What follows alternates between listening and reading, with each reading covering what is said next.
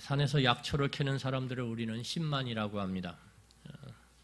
요즘은 산에 함부로 가서 약초를 캐면 안 됩니다. 왜냐하면 그 약초들을 재배하는 사람들이 있을 수 있어서 잘못하면 절도나 아니면 갈취 등으로 법적인 처벌을 받을 수 있기 때문입니다.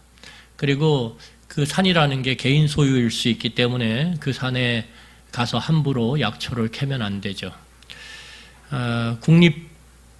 국가 소유의 산이라 할지라도 약초를 캐기 위해서는 그 지역에 법적인 허락을 받아서 자격증을 받고 약초를 캐야 합니다. 이처럼 신만이들이 약초를 캐는 데 있어서 신만이들은 어떻게 그 뿌리, 보통은 약초는 뿌리에 효능이 있죠. 그런데 어떻게 그 땅속 깊이 박혀있는 그 뿌리를 알 수 있냐 이거죠. 신만이들이 뭐 눈에 엑스레이가 있거나 아니면 투시를 할 수 없지 않습니까? 그러면 그들이 결국은 그 약초를 알 수 있는 비결은 무엇이냐면 땅 위로 올라온 잎사귀를 보고 아는 것입니다. 잎사귀를 보고. 우리는 몰라요. 신만이가 아니기 때문에. 또한 약초 공부를 안 했기 때문에 몰라요. 그래서 산을 가더라도 그 산에 수많은 잎사귀가 도대체 어떤 뿌리와 연결되어 있는지, 그 뿌리가 어떤 효능을 갖고 있는지 우리는 몰라요. 그래서 그냥 지나쳐갈 때가 많아요. 여러분들 아마 산을 여러 번 가셨지 않겠습니까? 인생을 살면서 여러분들이 그냥 지나쳐간 산삼이 몇 뿌리 있을 수 있어요. 왜냐면 몰랐기 때문에. 이 잎사귀를 보고 그 뿌리가 무엇인지 알고 캐죠. 여러분, 이 밖으로 드러난 잎사귀는 신만이에게 자신이 어떤 뿌리, 어떤 약초인지를 말하고 있는 거예요. 말하고 있는 거예요. 내가 이런 약초야. 나를 캐가. 이렇게. 근데 우리는 모르죠. 신만이는 알죠. 여러분, 오늘 성경을 보면 이 룻기의 마지막을 장식하는 게 뭐냐면 족보예요. 이 족보가 탁 마지막에 이게 참 특이해요. 왜냐하면 보통 성경은 앞부분에 사람의 이름들이 나열되어 있는 족보나 그러한 명단이 나오게 되어 있습니다. 그런데 이 특이하게도 룻기는 마지막 부분에 이 족보가 보석처럼 박혀 있어요. 도대체 이 족보가 보여주는 것이 무엇인지 한번 우리 같이 이 룻기의 말씀을 마무리하면서 같이 알아가고 또한 그 마음 속에 하나님의 은혜를 같이 누리기를 원합니다.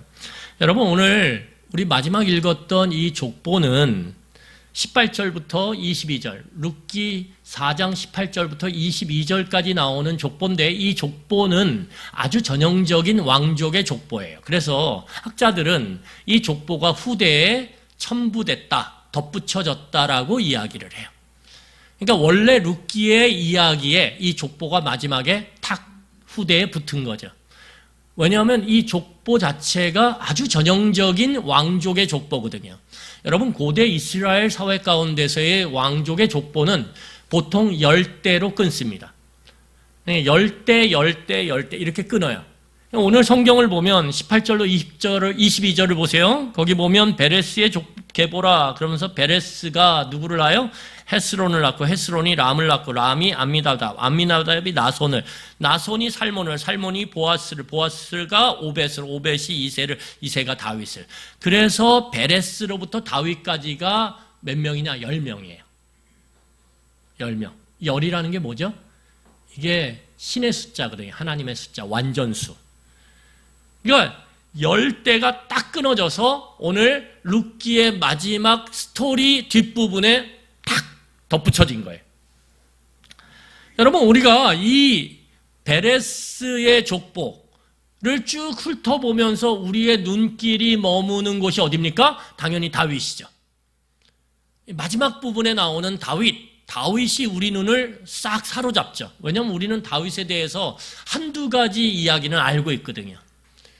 언제 들었든, 뭐 어렸을 때 주일학교에서 들었든 아니면 커오면서 말씀을 통해서 들었든 우리는 다윗에 대해서 한두 가지 이야기는 다 알고 있어요. 그리고 다윗이 우리의 마음 가운데 있죠. 다윗. 예. 그래서 요즘은 제가 말하면 대답도 해주기 때문에 요즘 그런 사회예요. 그런 AI 시대지 않습니까? 여러분, 그래서 부모들이 내 자식은 다윗 같았으면 좋겠다. 그래서 다윗이라는 이름을 많이 지어줘요. 외국에 나가면 데이비드라고 하는 이 다윗이라고 하는 이름을 갖고 있는 사람들이 많아요. 사람들의 시선이 다윗이라고 하는 이름에 딱 박히는 거예요. 왜냐하면 유명한 사람이거든요. 잘 알려진 사람이거든요. 여러분, 그래서 우리는 다윗으로부터 쭉 거슬러 올라가다 보면 누구를 만나게 되냐면 우리가 룻기에서 그렇게도 언급했던 보아스를 만나게 되죠. 그렇죠? 보아스가 다윗과 연결되어 있구나. 여기서 한번 놀래야 되는데 이렇게 놀래죠. 그리고 우리는 보아스를 딱 떠올릴 때 너무나 자연스럽게 룻을 떠올리게 돼요. 룻을 떠올리게 될 때 우리는 나오미를 떠올리게 돼요.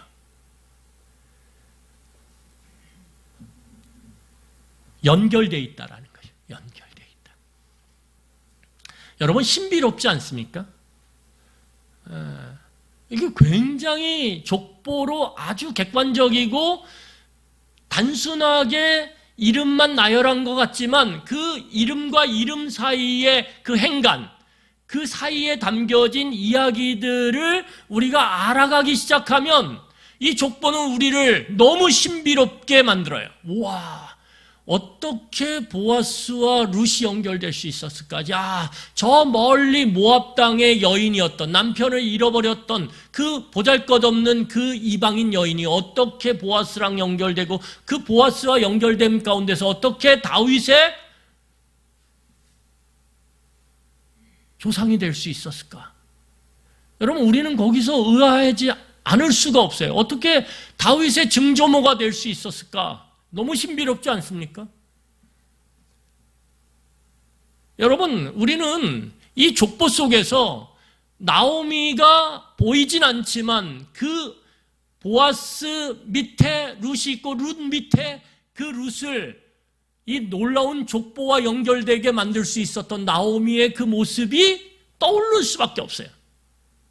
룻기의 시작 부분에 나오는 그 복음을 듣고 방향을 베들레헴으로 돌이켜서 일어나서 움직이기 시작한 그 나오미의 복음을 향한 믿음, 그 믿음을 떠올릴 수밖에 없다라는 거예요. 그런데 그 나오미는 텅 빈 인생이었거든요. 스스로도 뭐라고 얘기하냐 하면 자기를 따라오려고 하는 그 며느리들을 향해서 나는 이제 더 이상 생명을 낳을 수 없어, 이렇게 스스로 며느리에게 정직하게 고백했단 말이에요. 여러분, 사람은요 1%의 가능성만 있어도 그걸 부풀리고 싶어 해요. 이걸 잘못 부풀리면 사기가 되는 거예요. 그런데 사람의 마음 가운데는 조그만 희망만 있어도 그것을 붙잡고 싶은 간절함이 있다라는 거예요. 그런데 나오미는 자신을 따라오려고 하는 그 며느리들 향해서 어떻게 얘기하냐면 나는 아무런 희망이 없어. 그리고 전무해. 제로. 이렇게 말했단 말이에요. 그러니까 그 나오미가 느꼈던 절망감은 우리가 느낄 수 있는 그런 절망감이 아니라는 거예요. 아무것도 없어요. 아무것도 없는 그 여인의 모습 속에 놀랍게도 누가 연결되고 있어요? 다윗이 연결되고 있단 말이에요. 다윗이 생명이 끊어진 여자인데.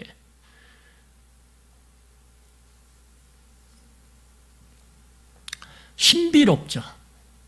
이 족보는 우리에게 하나님의 그 놀라운 신비로움을 우리에게 피력하고 있어요.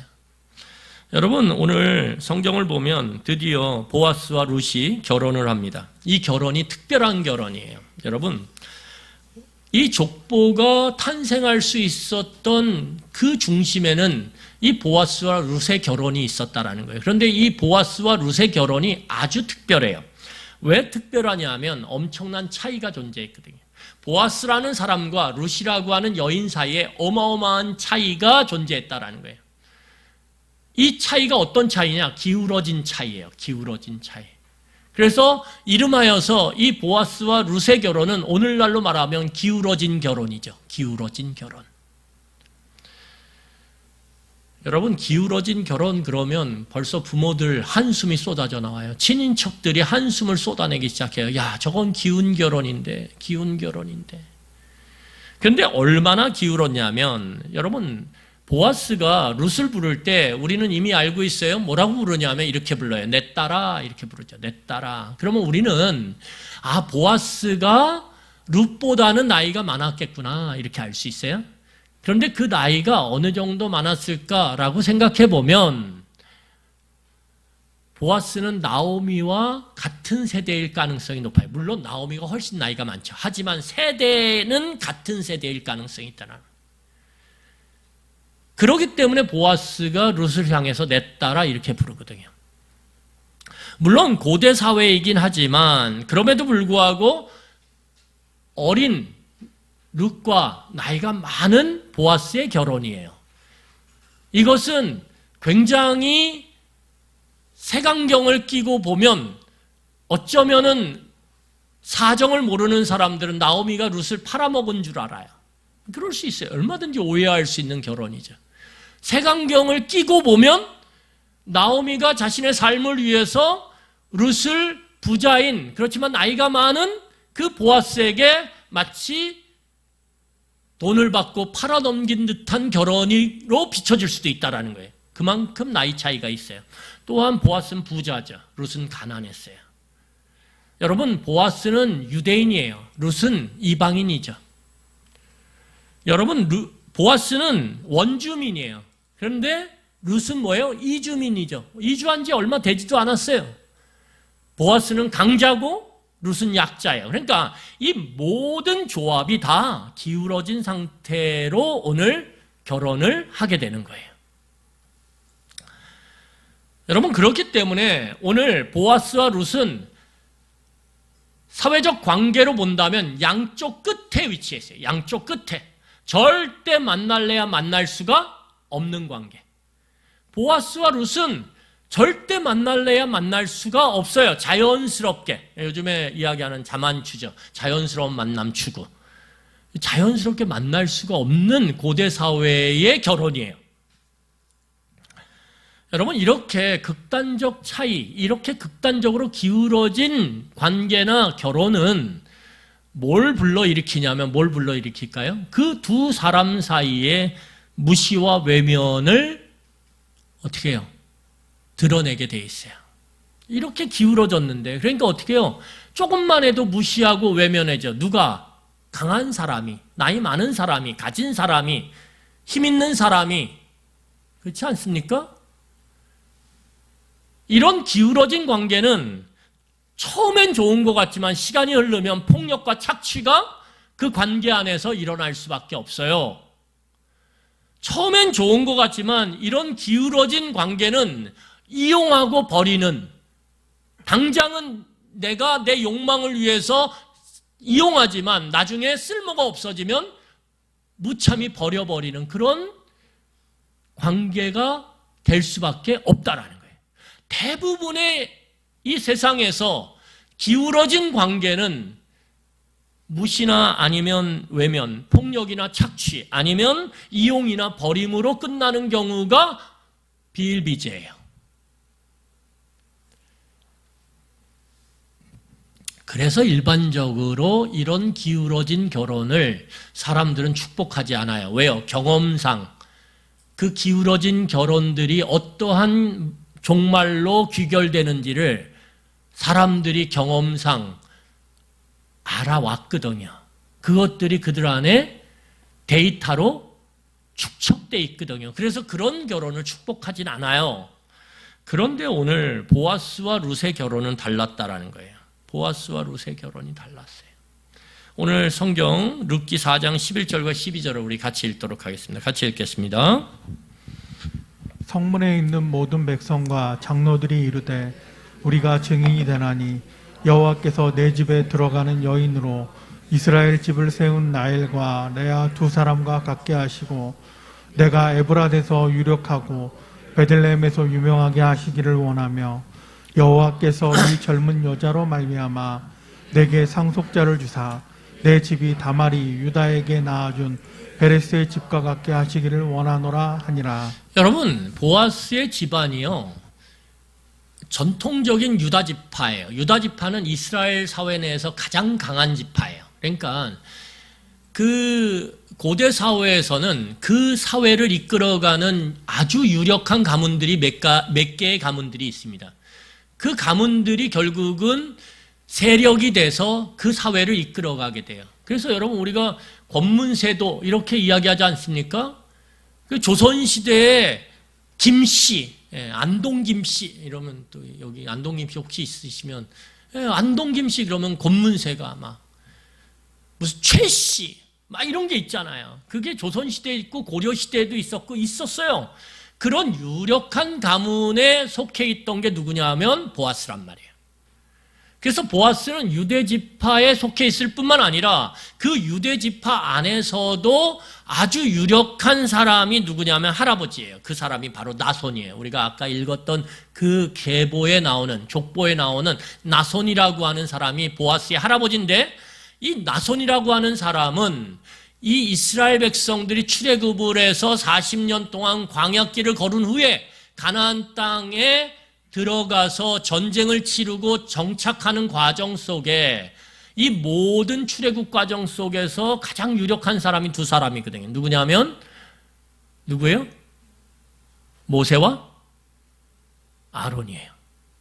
그리고 그 모세와 아론에 이어서 유력한 사람이 누구냐면 나손이에요. 그러니까 나손이라고 하는 사람은 이스라엘의 출애굽 여정 가운데 엄청난 영향력을 미쳤던 사람이란 말이에요. 그렇게 보면 이 보아스의 이 가문은 굉장히 유력하지 않습니까? 그런데 그 가문의 외국인 가난한 그 모함 여자를 며느리로 맞아들이는데, 오늘 놀랍게도 베들레헴의 장로들은 그 결혼을 축복하고 있다라는 거예요. 놀랍게도 이 장로들은 그 여인을 밀어내거나 배격하지 않고 그들을 자신의 그 공동체 깊숙이 받아들이고 있다는 거예요. 그래서 오늘 다시 보세요. 성경 4장 11절 12절을. 거기 보면 뭐라고 얘기하냐면 11절에 이렇게 얘기해요. 그 장로들이 우리가 증인이다, 이 결혼에. 그러면서 뭐라고 얘기하냐면, 여호와께서 내 집에 들어가는 여인 룻이죠, 룻으로 이스라엘의 집을 세운 라헬과 레아 두 사람 같게 하시고. 여러분, 라헬과 레아가 누굽니까? 야곱의 부인이죠. 야곱의 다른 이름이 뭐예요? 하나님이 주신 이름이 이스라엘이죠. 그러니까 야곱은 이스라엘의 시작이에요. 이스라엘의 뿌리죠. 그런데 그 뿌리를 가능케 만들었던 여인 둘이 누구냐면 레아, 라헬이란 말이에요. 그러니까 오늘 이 이방인 모함 여인 가난한 룻을 향해서 오늘 이 베들레헴의 장로들은 뭐라고 축복하냐면, 네가 우리 이스라엘의 뿌리가 됐던 라헬과 레아와 같이 우리 민족을 세우는 그런 여인이 되기를 원한다. 이 엄청난 축복이지 않습니까? 저는 이 장로들이 너무 멋있어요. 야, 이들이 이렇게 열려져서 저 이방 여인, 이 기울어진 결혼을 하는 이방 여인을 향해서 이렇게 넓은 마음으로 이 여인을 축복하고 이 여인의 미래를 이렇게 함께 기뻐할 수 있을까? 와, 대단하다. 대단하다. 너무 아름답죠. 너무 아름답죠. 저는 이런 어른이 됐으면 좋겠어요. 저나 여러분들이 이런 어른, 나와 다름을 넉넉히 받아줄 수 있는 그런 어른.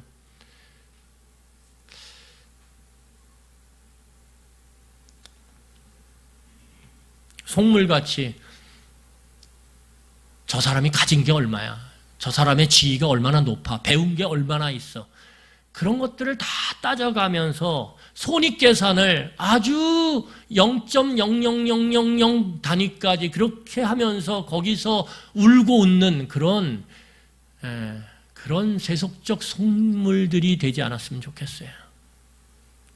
오늘 성경을 보면 그 여인을 받아들이죠. 그리고 오늘 뭐라고 얘기하냐면 이렇게 얘기하겠습니다. 12절을 보세요. 12절에 뭐라고 얘기하냐면 이렇게 얘기해요.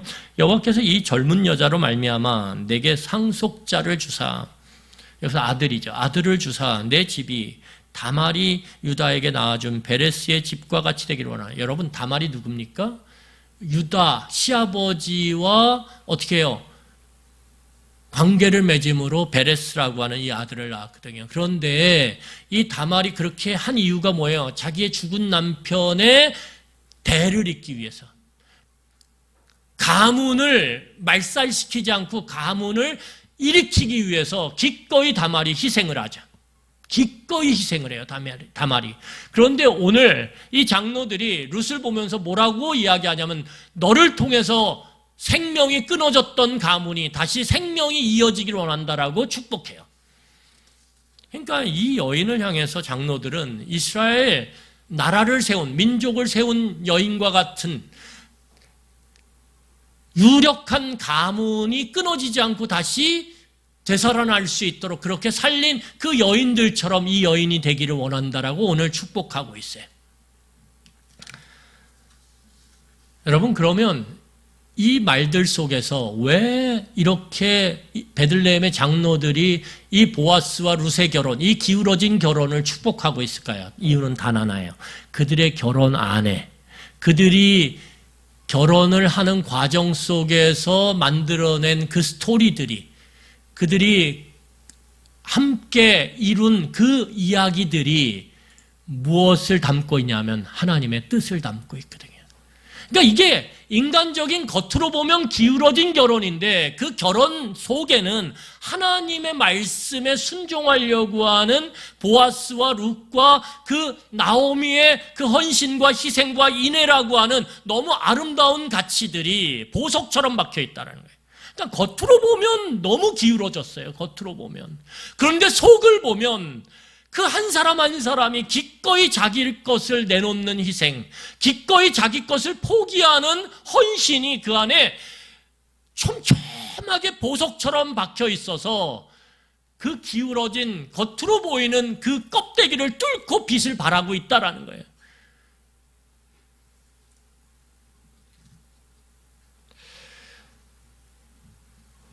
여러분, 너무 아름답지 않습니까? 오늘 성경을 보면 이 장로들이 이 기울어진 결혼, 겉으로 보이는 기울어진 결혼을 축복했지만 그럼에도 불구하고 이 결혼에 심각한 문제가 아직 남아있어요. 그게 뭐냐 하면 출산이거든요. 출산.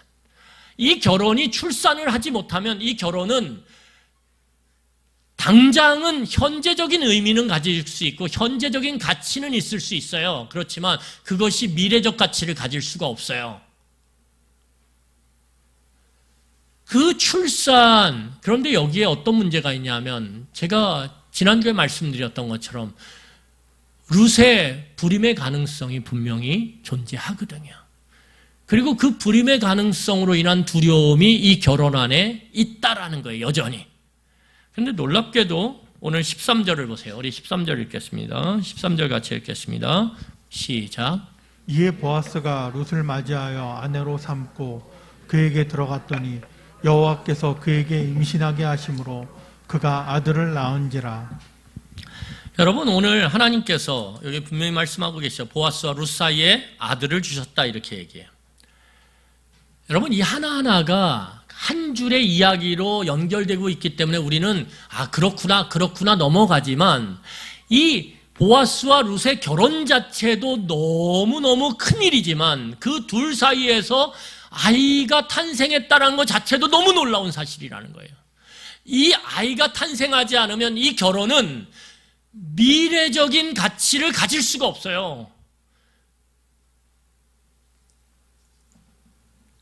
그런데 이 불가능할 것처럼 보이는 이 일이 이루어졌다라는 거예요.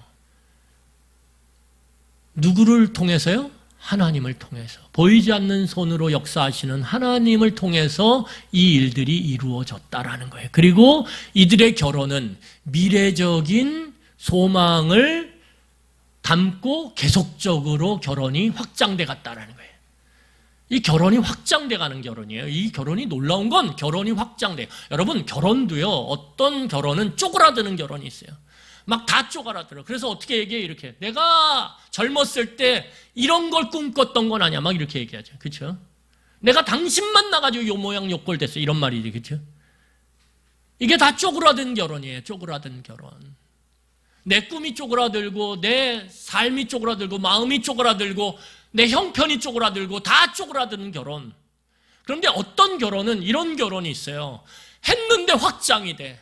여보, 미래적인 소망이 생겨. 지금 보잘것없는데 단칸방에서 시작했는데 소망이 있어. 막 이렇게 확장되는 결혼이 있다라는 거예요. 오늘 이 보아스와 룻의 결혼은 확장되는 결혼이에요. 그런데 그 확장되는 결혼 가운데 여전히 출산에 대한 두려움이 있죠. 그런데 이게 인력으로 되지 않는 거거든요. 그런데 놀랍게도 하나님은 그 결혼을 축복하셔서 인력으로 불가능한 것을 하늘의 능력으로, 초월적 능력으로 태를 여시고 아들을 주신다라는 거예요. 그래서 이 결혼이 미래를 향해서 미래의 소망을 담고 확장되도록 하나님 만들어 가신다라는 거예요. 여러분, 그래서 관계를 맺을 때도요, 그 관계가 미래적으로 소망을 담고 확장되는 그러한 관계인지 아니면 그 관계가 내 삶을 쪼그락지게 만드는 관계인지 우리는 지혜롭게 판단을 해야 돼요.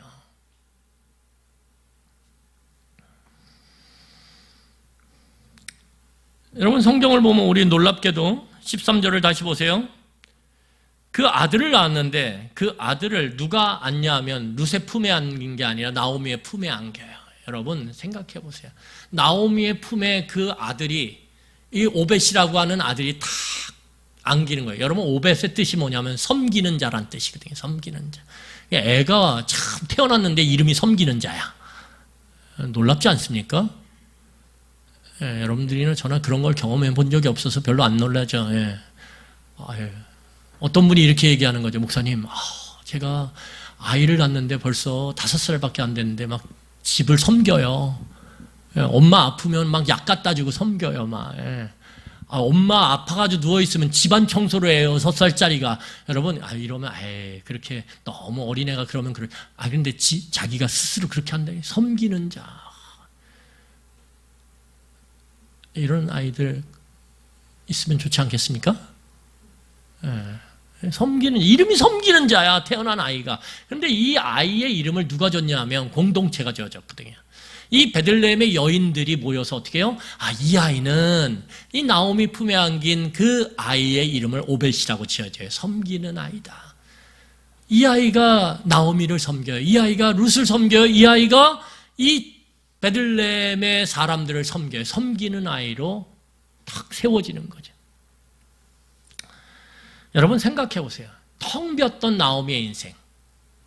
소망이 있어요? 없어요. 그런 거에 비하면 여러분들이나 저는 그래도 괜찮은 존재예요.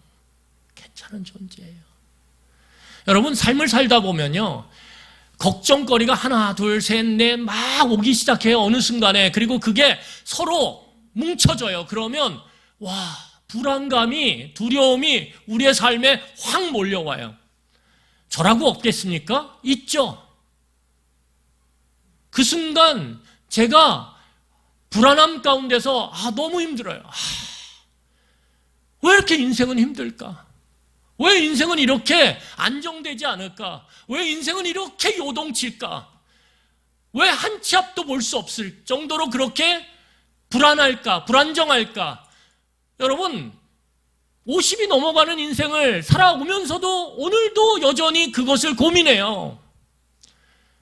그런데 그 순간 저의 마음을 평안하게 만드는 게 있어요. 그건 뭐냐 하면 다른 것이 아니라 내 바깥에 있는 하나님, 여전히 지금까지 나를 인도해 오셨던 하나님, 그런데 그 인도해 오셨던 하나님을, 그 인도하심을 돌아보면 너무 감사한 것밖에 없거든요. 그때 그 순간 그 순간에는 아쉬움도 있고 서운함도 있고 부족함도 있었을 거예요. 그런데 그것이 다 지나와서 지금 돌아보면 감사밖에 없어요. 저는 너무너무 감사해요. 그래서 오늘 그 한 치 앞도 모르는 내 앞길을 생각하면 이것도 불안하고 저것도 불안하고 이것도 불안하고 이것도 불안하고 그 불안한 것들이 뭉쳐져서 저를 꽉 누르는데 그 누를 때 그것을 내 힘으로 내 안에 있는 능력으로 내 안에 있는 무엇인가 가진 걸로 의지해서 일어날 수가 없어요. 너무 무거워서. 내가 일어선들 조금만 지나면 또 넘어질 걸 알거든요. 여러분, 그게 인생이에요. 우리 안에 노력, 우리 안에 애씀, 우리 안에 지혜, 우리 안에 그 어떤 능력을 갖고 우리가 삶의 그 두려움의 현실을 딛고 일어날 수 있다고요? 아니요, 그건 불가능해요. 지금까지 나를 인도해 오셨던 그 하나님의 돌보심을 의지할 때만이 가능한 거예요.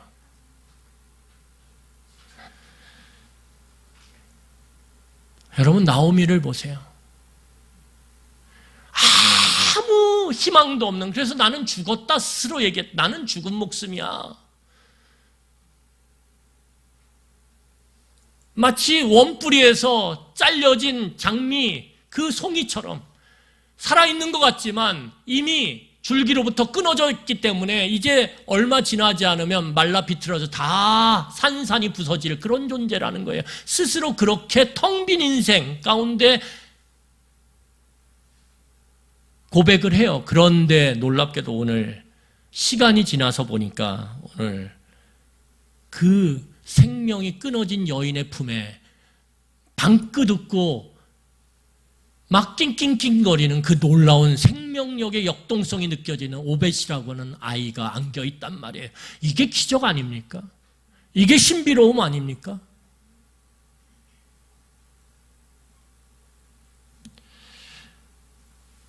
여러분, 이게 어떻게 가능합니까? 이게 어떻게 가능합니까? 우리 14절과 15절 함께 보도록 하겠습니다. 우리 14절 15절이에요. 같이 읽겠습니다. 여인들이 나오미에게 이르되 찬송할지로다. 여호와께서 오늘 내게 기업 물을 자가 없게 하지 아니하셨도다. 이 아이의 이름이 이스라엘 중에 유명하게 되기를 원하노라. 이는 내 생명의 회복자이며 내 노년의 봉양자라. 곧 너를 사랑하며 7 아들보다 귀한 내 며느리가 낳은 자로다 하니라. 여러분, 여기 베들레헴 여인들이 나오미가 안고 있는 그 오벳이라고 하는 룻의 아이를 향해서 오늘 얼마나 놀라운 축복을 하냐면 이 아이가 기업 물을 자로 태어났다는 게 무슨 말입니까?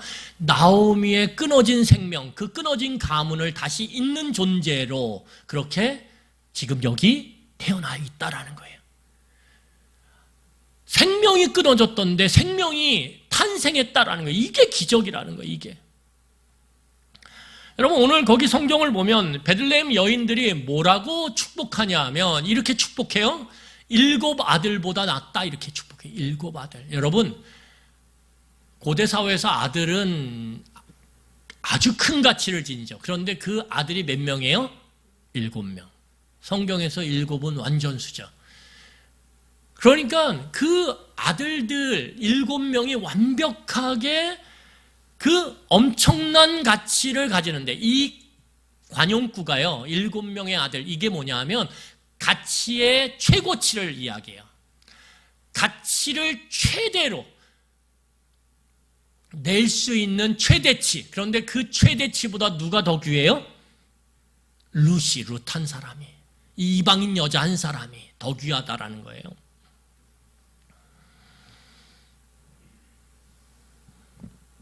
여러분, 말씀을 오늘 정리하겠습니다. 그리고 그 여인들이 섬기는 자라고 하는 이름을 그 나오미의 품에 안긴 오벳의 이름으로 지어줘요. 여러분, 놀라운 사실은 무엇이냐면 오늘 성경을 보면서 우리가 발견할 수 있는 것은 이 놀라운 기적과 같은 이 현실이 어떻게 일어났냐 이거죠. 상상도 할 수 없었던 일들이. 거기에는 다른 것이 아니라 무엇이 있습니까? 그 시작이 나오미의 믿음이에요. 믿음. 여러분, 나오미가 복음을 듣고 하나님이 널 돌보신다. 다 사라졌어요. 다 가능성이 다 사라졌어요. 아무것도 없어요. 뭔가 세울 미천이 없어요. 미천이. 나오미의 손에 그 이방 땅에서 그의 가문을 다시 세울, 그의 가정을 다시 세울 아무런 미천이 없어요. 다 죽었어요. 남편도 죽고 두 아들도 죽고 자기는 늙었어요. 소망이 없어요. 가문을 다시 세울 소망이 0. 그런데 거기서 나오미가 했던 건 뭐냐면, 생명을 내가 어떻게 하면 낫지? 내가 어떻게 노력해야 되지? 내가 어떤 남자를 만나야 되지? 그거 아니에요.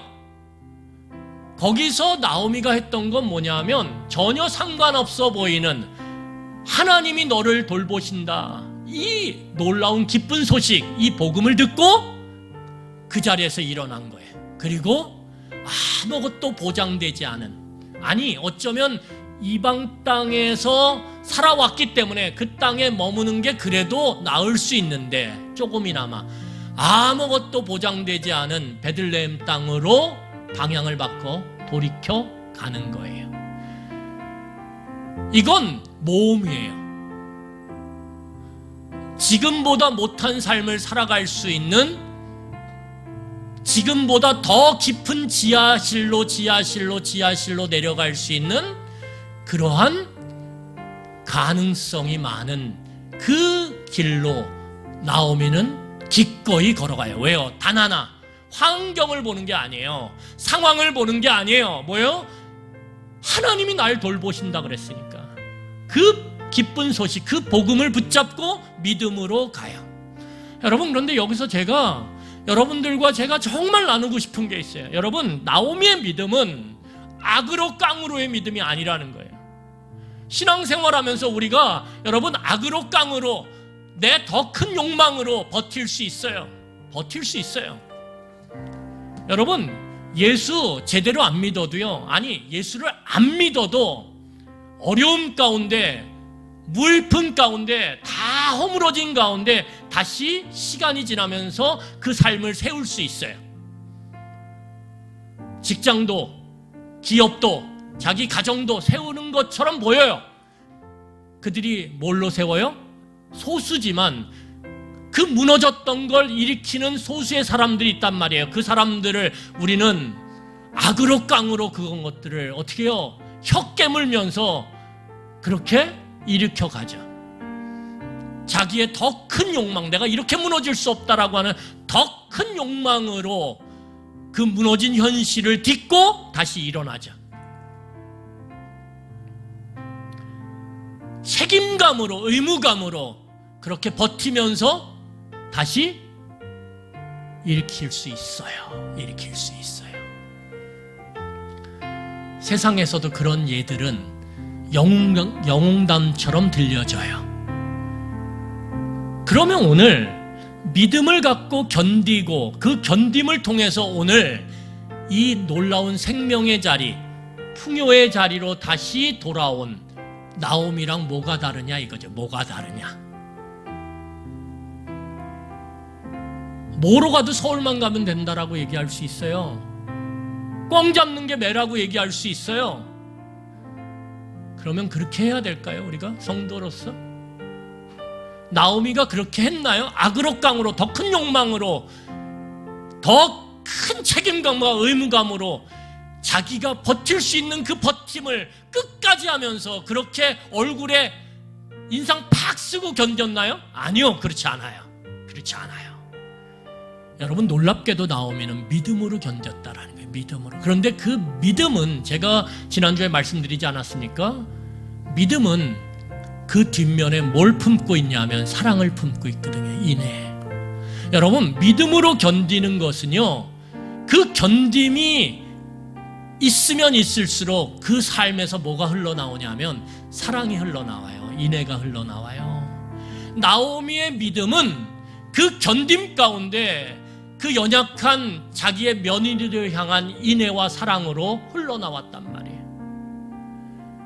여러분, 룻의 믿음은 자기보다 연약한 시어머니 나오미를 향한 인애와 사랑으로 흘러나왔단 말이에요. 보아스의 믿음은요, 자기보다 연약하니 연약한 그 룻과 나오미를 향한 인애와 사랑으로 흘러나왔단 말이에요. 믿음으로 견뎠죠. 악으로 깡으로 더 큰 욕망으로 견딜 수 있죠. 그런데 성질이 달라져요. 성질이. 오늘 믿음으로 견딜 때, 믿음으로 버틸 때, 하나님이 보살펴준다라고 하는 이 믿음으로 견뎌낼 때 그 안에 아름다움의 모습인 사랑과 인애가 흘러나오고요, 그 아름다운 사랑과 인애의 모습이 조금씩 흘러나와서 결국은 뭘 마지막에 탁 열매를 맺게 하냐면 누구요? 다윗이에요. 다윗이에요. 다윗. 부모가 악으로 깡으로 버텨서 어려운 현실을 이겨낼 수 있어요. 하지만 그 과정 속에 그 가정의 성질, 자식의 성질이 바뀌어요.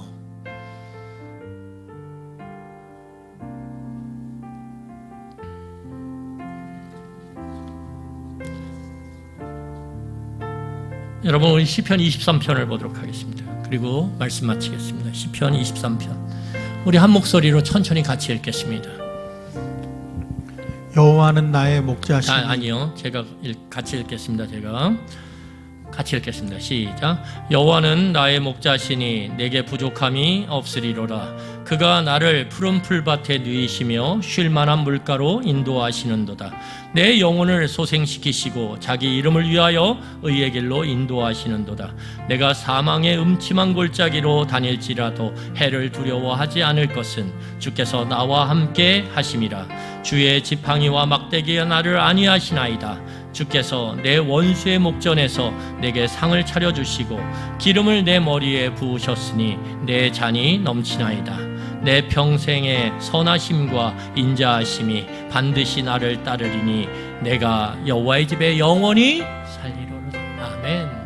여러분, 다윗이요, 시편을 보면 얼마나 힘들고 어려운 세월을 살았는지 몰라요. 악소리가 나와요. 그래서 뭐라고 얘기하냐면, 하나님, 제가 뼈가 녹는 것 같아요. 제 온몸에 뼈가 녹아내릴 정도로 두려움과 염려와 고통 가운데 살 수가 없어요. 이렇게 고백해요. 그 고백이 시편에 차고도 넘쳐요. 여러분, 여러분들 누가 따라다니면서 죽이려고 해요? 여러분, 권력자가 여러분들을 계속 죽이려고 따라다녀요? 아니잖아요. 그 강력한 사울왕이 온갖 자신이 동원할 수 있는 모든 권력과 모든 힘을 동원해서 이 다윗을 수십 년 동안 그렇게 잡아 죽이려고 따라다녀요.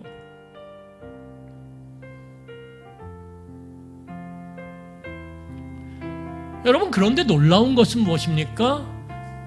다윗의 하나님을 향한 믿음이 그 세월을 견디게 만들었다는 거예요. 그런데 그 견딤이 다윗을 추한 사람으로 만들지 않았어요. 여러분, 악으로 깡으로 견디면 추해져요.